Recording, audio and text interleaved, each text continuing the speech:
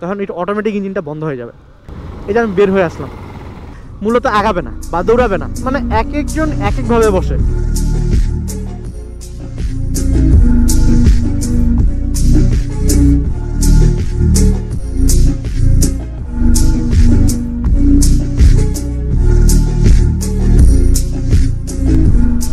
আসসালামু আলাইকুম, this is me the swag Robi and welcome back to my YouTube channel.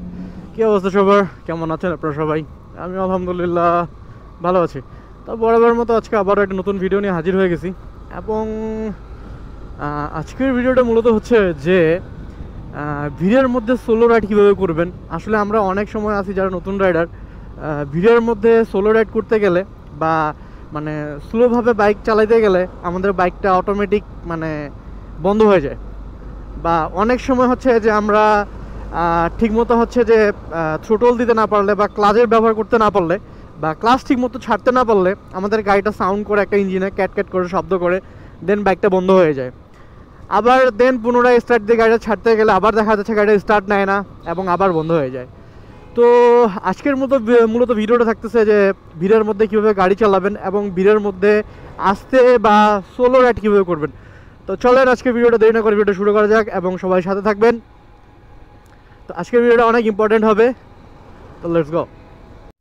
তো মূলত কথা হচ্ছে যেটা ফার্স্ট অফ অল মাথায় রাখতে হবে আমাদের, মানে আমাদের সিটিং পজিশন, মানে আমরা বাইকে যে বসি অনেকের বসার সিস্টেম অনেক রকম হয়ে থাকে। কেউ আছে অনেক পিছায় বসে, কেউ আছে অনেক সামনে ট্যাঙ্কির মানে কাঁচ বরাবর আগায় বসে, কেউ আছে চাপায় বসে, কেউ আছে সাইডে বসে, মানে এক একজন এক একভাবে বসে।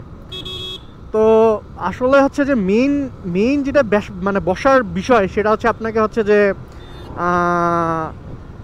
মেইন বসতে হবে মাঝ বরাবর, মানে সিটিং পজিশনটা আপনাকে মাঝ বরাবর রাখতে হবে। আপনি সিট মাঝ বরাবর রাখবেন, মানে বসার ক্ষেত্রে যদি আপনার একটু ভুল হয়ে থাকে তাহলে আপনি বাইকটা ব্যালেন্স নিতে পারবেন না, বাইক ঠিকমতো চালাতে পারবেন না এবং বাইকটা কন্ট্রোল করতে পারবেন না। সমস্যা হচ্ছে এখানে। আর যখন আপনি কন্ট্রোল করতে পারবেন না তখন হচ্ছে যে আপনার বাইকটা ব্যালেন্সে না আসলে আপনি বাইকটা ঠিকমতো চালাতে পারবেন না এবং বাইকটা পড়ে যাওয়ার চান্স আছে।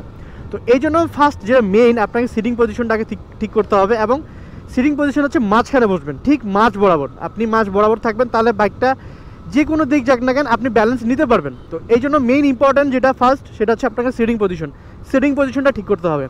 সিট পজিশন আপনার ঠিক থাকলে আপনি বাইকের ব্যালেন্সটা ঠিক রাখতে পারবেন, চালানোর সময় আপনি কমফর্ট ফিল করবেন এবং দেখা যাচ্ছে যে বাইক 19-20 হলে আপনি ব্যালেন্স নিতে পারবেন, মানে কন্ট্রোল করতে পারবেন নির্দ্বিধায়, মানে ইজিলি কন্ট্রোল করতে পারবেন।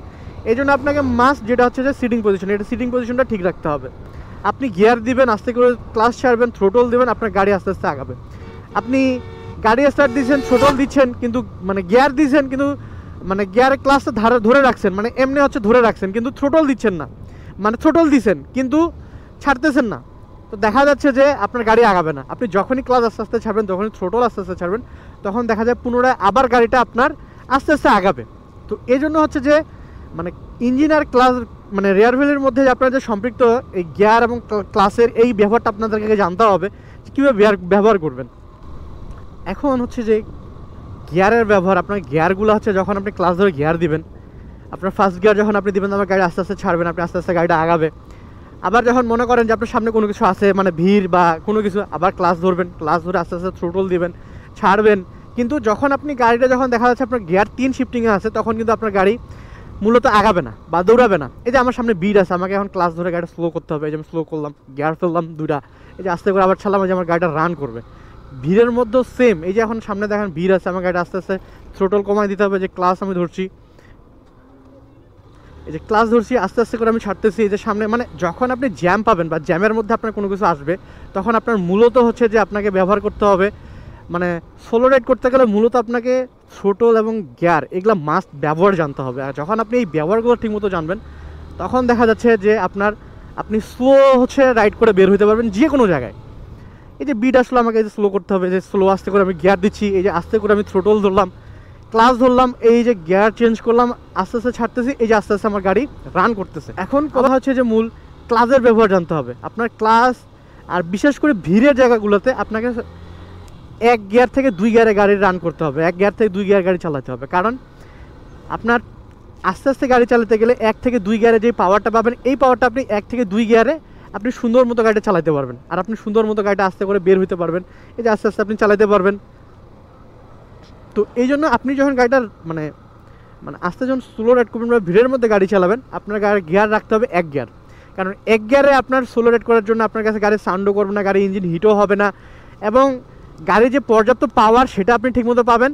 আর আস্তে আস্তে যখন ক্লাস ছাড়বেন, থ্রোটল দেবেন, আবার দেখা যাচ্ছে সামনে ভিড়, আবার আপনি ক্লাস ধরলেন, আস্তে করে ক্লাস ধরবেন, আস্তে করে থ্রোটল দেবেন, আপনি গাড়িটা এইভাবে আস্তে সুন্দর মতো ভিড়ের মধ্যে চালাতে পারবেন। কিন্তু যখন আপনার গাড়ির গিয়ার বেশি থাকবে, আপনার গাড়িটা দেখবেন যে রান করবে না, সাউন্ড হবে ইঞ্জিন থেকে অনেক, আর ইঞ্জিন থেকে যত বেশি সাউন্ড হবে ইঞ্জিন হিট হবে, আর ইঞ্জিন যখন বেশি হিট হবে অটোমেটিক যখন পাওয়ার সাপ্লাই করতে পারবে না, তখন এটা অটোমেটিক ইঞ্জিনটা বন্ধ হয়ে যাবে, তখন একটা ক্যাটক্যাট সাউন্ড করে ইঞ্জিনটা অটোমেটিক বন্ধ হয়ে যাবে। এই জন্য আপনার ভিড়ের মধ্যে গাড়ি চালাতে গেলে আপনার মূল 1 থেকে 2 গিয়ার চালাতে হবে। 1 থেকে 2 গিয়ারে চালাতে গেলে আপনার ওই পাওয়ারটা আসবে, আপনি স্লো করবেন, ক্লাস ধরে আস্তে করে স্লো ধরবেন, আপনি আস্তে করে চালাতে পারবেন, মানে সুন্দর মতো আস্তে করে আপনি বের হয়ে যেতে পারবেন যখন আপনি মানে সোলো রাইড করবেন আর কি ভিড়ের মধ্যে।